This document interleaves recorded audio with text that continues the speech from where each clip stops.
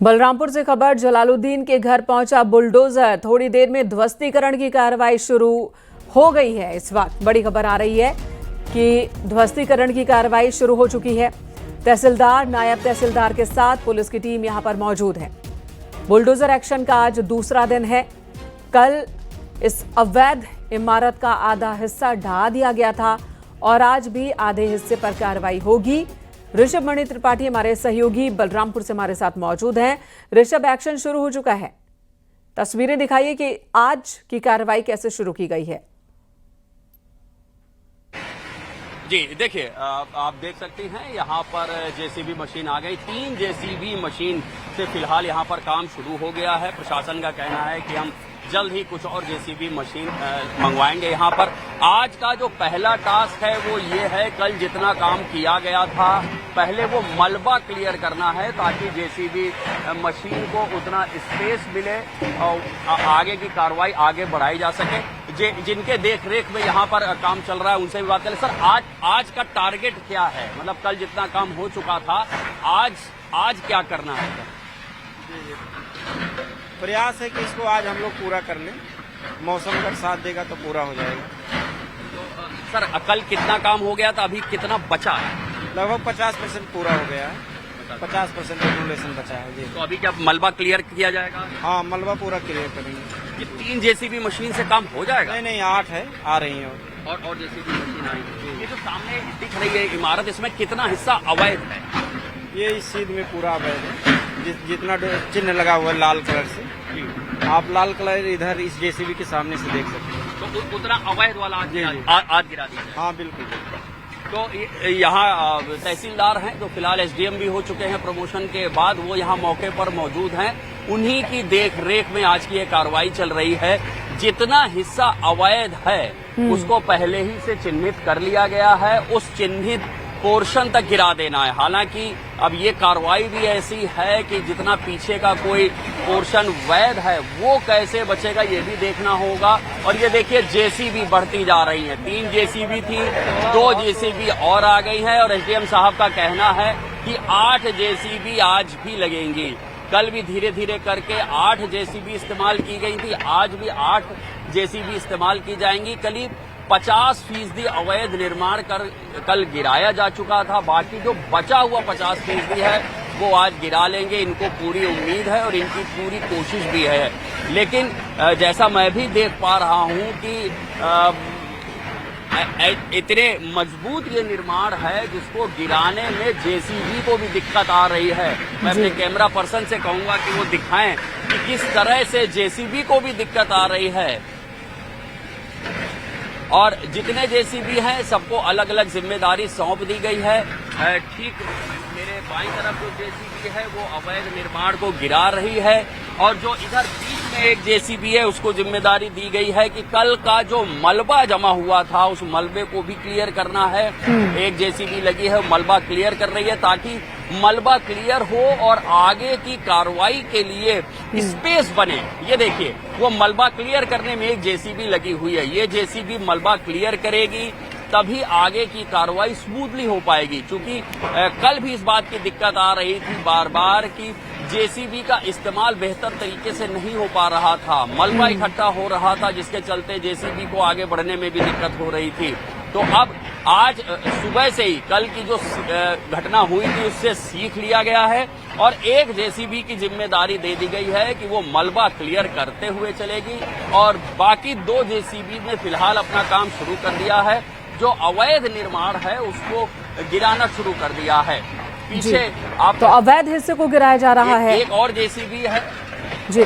ऋषभ, ये बताएं कि ये जो अवैध हिस्सा है ये क्या सरकारी जमीन पर है या किसी आम लोग की जमीन पर भी कब्जा करके, क्योंकि खबर ये भी आ रही थी कि जो नेचर है जमीन का उसमें भी बदलाव किया गया था अवैध कब्जे के दौरान और फिर यहाँ पर ये मकान बनाया गया था। तो आधे हिस्से में ही कार्रवाई होगी, जो बाकी का हिस्सा है वहां पर क्या होगा? देखिए, ये पूरा निर्माण है, इस निर्माण का जो आधा हिस्सा है वो वैध है। लेकिन जो एक जमीन खरीदी गई उसमें वैध निर्माण कराया गया, उसके बगल में जो ग्राम समाज की जमीन थी यानी सरकारी जमीन थी उस पर अवैध कब्जा किया गया और अवैध कब्जा करने के बाद उस पर अवैध निर्माण किया गया। उस अवैध निर्माण को गिराया जा रहा है और वो चूंकि प्रीमाइसिस एक ही है तो जाहिर सी बात है जब आप अवैध निर्माण को गिराएंगे तो जो वैध हिस्सा है उस पर भी असर आएगा। एसडीएम का कहना है कि जितना हिस्सा अवैध है उसको हमने चिन्हित कर रखा है, प्रशासन को भी मालूम है और जो जेसीबी के ड्राइवर हैं उनको भी मालूम है कहाँ गिराना है, कितना गिराना है। इसीलिए सुबह से यहाँ पर एसडीएम, तहसीलदार, नायब तहसीलदार मौजूद हैं जिनकी ये जिम्मेदारी है और कानून व्यवस्था बनाए रखने के लिए पुलिस भी यहाँ पर मौजूद और मुस्तैद है। जी तो ऋषभ, ये तो वो मकान है जो 50 कमरों का मकान तैयार हो रहा था। कहा जा रहा था कि यहाँ पर डिग्री कॉलेज चलेगा। हालांकि पुख्ता तौर पर वो बात नहीं थी लेकिन कॉलेज की बातें सामने आ रही थी। वहां पर एक्शन हो रहा है। एक और कोठी है जहां पर रहता था छांगुर बाबा, जहां पर उसका आवास है, आलीशान कोठी। क्या ये भी अवैध तरीके से है? क्या इस बारे में कोई कार्रवाई हो रही है? नहीं, देखिए जहां पर छांगुर बाबा रहता था मेन प्रीमाइसेस एक ही है। एक बड़ा सा दरवाजा है, जब आप उससे एंट्री करते हैं तो ये बाईं तरफ का हिस्सा है जहां पर निर्माण हुआ था उसका 50% अवैध था, उसको गिराया जा रहा है। और जब इसी मुख्य दरवाजे से दाहिने तरफ एक ये बहुत बड़ी इमारत बनी हुई है, इसमें रिहाइश होती थी, इसमें छांगुर बाबा खुद रहता था। हम खुद गए थे अभी उस कमरे में जहां पर छांगुर बाबा रहता था। वो वहां पर हमने भी देखा किस तरह से ऐशो आराम की चीजों के साथ वो वहां पर था। हमें वहां शक्तिवर्धक दवाइयां मिली है, विदेशी तेल मिला है और जितने भी वहां साबुन, शैम्पू से लेकर फ्लोर क्लीनर तक जितना भी है सब विदेशी है। तो समझ में आता है कि छांगुर बाबा किस ऐशो आराम के साथ रह रहा था। प्रशासन का कहना है कि फिलहाल ये हिस्सा वैध है, तो जाहिर सी बात है जिस हिस्से में छांगुर बाबा रहता था उस हिस्से को गिराने की बात अभी तक सामने नहीं आई है। जो नाप जोख हुई है उसमें उतना हिस्सा वैध पाया गया है। तो छांगुर बाबा जिस हिस्से में रहता था उसको गिराने की अभी तक बात सामने नहीं आई है। लेकिन ये जो अवैध निर्माण था, जिसको आप कॉलेज कह सकते हैं या जिस भी पर्पज में इसको इस्तेमाल करना था, क्योंकि यहाँ पर बड़े बड़े 60 कमरे बने हुए हैं, यहाँ पर लोगों को रुकाने का इंतजाम था या वहाँ पे क्लासेस चलाई जानी थी, ये बात तो भी साफ नहीं है। लेकिन इसका आधा हिस्सा जो है वो अवैध निर्माण था। जमीन पर अवैध कब्जा किया गया और उस पर निर्माण कराया गया और इसी निर्माण को लेकर के जो यहाँ का एक ठेकेदार है वसीउद्दीन उर्फ बब्बू, जिसने इसको बनवाया था, इसकी पेमेंट को लेकर भी बवाल हुआ था। 12 करोड़ रुपए उसने बिल दिया था लेकिन उसको मात्र 6 करोड़ रुपए ही छांगुर बाबा की ओर से दिए गए। तो उसमें मारपीट भी की गई वसीउद्दीन के साथ, फिर उसको वहां से भगा दिया गया और वसीउद्दीन के खिलाफ ही मुकदमा करा दिया गया। जिस ठेकेदार ने इसको बनाया था उसके खिलाफ भी छांगुर बाबा और उसके गुर्गों ने मुकदमा दर्ज करा दिया मारपीट धमकाने की धाराओं में, और बताया जा रहा है बाद में उसमें SC/ST एक्ट न सिर्फ लव जिहाद को लेकर थी बल्कि गुंडागर्दी उन लोगों पर भी इसने दिखाई जिन्होंने इनका ये मकान बनाया। और हमारे सहयोगी जैसा कि अभी बता रहे थे, छांगुर बाबा के जब वो आलीशान मकान के अंदर दाखिल हुए तो किस तरह से वहां पर विदेशी सामान मिला। बेडरूम में शक्तिवर्धक दवाइयां मिली, विदेशी तेल, विदेशी शैम्पू, साबुन, फ्लोर क्लीनर, ये सब कुछ विदेशी। 80वीं बुटीक की एक बिल बुक भी मिली है। विदेशों से पैसे आते थे इसे और यहां तक कि सामान भी ये विदेशी इस्तेमाल करता था।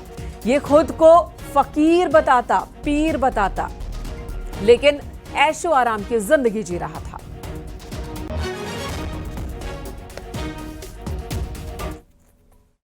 हम इस वक्त जमालुद्दीन और छांगुर बाबा के उस ऐशगाह में हैं जहां पर हर सुख सुविधा की चीजें मौजूद हैं। एक बहुत बड़े मकान का ये वो कमरा है जहां पर जमालुद्दीन खुद रहता था, खुद यहीं पर रुकता था। उसके आने जाने वाले जो उसके बेहद खास लोग होते थे वही इस कमरे तक पहुंच पाते थे। एजेंसीज ने यहां भी छापेमारी की है, तमाम चीजें यहां से भी जुटाई हैं। उनकी अपनी जो तफ्तीश है उसमें यहां से कुछ सबूत जुटाए हैं, किस तरह की चीजें यहां मिली हैं। आप देखेंगे ये वो कमरा है जहां पर जमालुद्दीन और छांगुर बाबा खुद रहता था। इसी कमरे से लगा हुआ एक ये छोटा सा चेंज रूम है और मेरे बाईं तरफ वॉशरूम है यहाँ भी एजेंसीज आई थी, तमाम चीजें यहाँ पर तलाश के ले गई हैं। आप देख सकते हैं कि यहाँ पे और कौन कौन सी तमाम चीजें देखने को मिल रही हैं। एक ये कोई कुछ दवाइयां यहाँ पड़ी हुई हैं, हाँ, जो इसके कॉन्स्टिट्यूएंट्स लिखे हुए हैं उसके मुताबिक ये मजबूती के लिए, ताकत के लिए ये शक्तिवर्धक दवाइयां हैं जो यहां से मिली हैं। एक ये डिब्बा है, देखिए, स्पेनिश ऑयल, ये रिफाइंड ऑलिव ऑयल है। इसका इस्तेमाल भी करते थे छांगुर बाबा और जमालुद्दीन। एक हलाल प्रोडक्ट है, इसके ऊपर लिखा हुआ है, और ये विदेशी प्रोडक्ट है, देखने से भी समझ में आ रहा है। तो तमाम तरह की दवाइयां हैं देखने को मिल रही हैं, जिसमें कुछ बीमारियों से संबंधित हैं, कुछ ताकत की दवाइयां हैं, कुछ तेल हैं। तो ये वो सारी चीजें हैं जो छांगुर बाबा रोज इस्तेमाल करते थे। ये समझ में आता है चूंकि इनके बेडरूम में ये सारी चीजें रखी हुई हैं। कैमरामैन उपेंद्र यादव के साथ ऋषभ मणि त्रिपाठी, न्यूज़ 18, बलरामपुर।